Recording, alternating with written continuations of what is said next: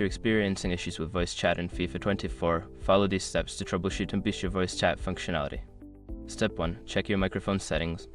Ensure that your microphone is properly connected and recognized by your device. Go to your system settings and check if the microphone is enabled and set as the default recording device. Step 2. Adjust in-game voice chat settings. Launch FIFA 24 and navigate to the audio settings. Make sure that voice chat is enabled and that the correct input device is selected.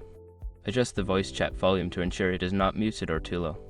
Step 3. Test your internet connection. A stable internet connection is crucial for voice chat. Run a speed test to check your download and upload speeds.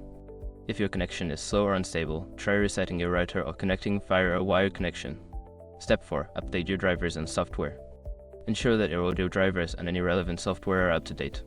Check for updates for your gaming platform or PC, as well as any specific audio software you may be using. Step 5. Restart the game and device. Sometimes, simply restarting FIFA 24 or your gaming device can resolve voice chat issues. Close the game completely, restart your console or PC, and then relaunch the game to see if the problem persists. By following these steps, you should be able to troubleshoot and enhance your voice chat experience in FIFA 24. If issues continue, consider reaching out to support for further assistance.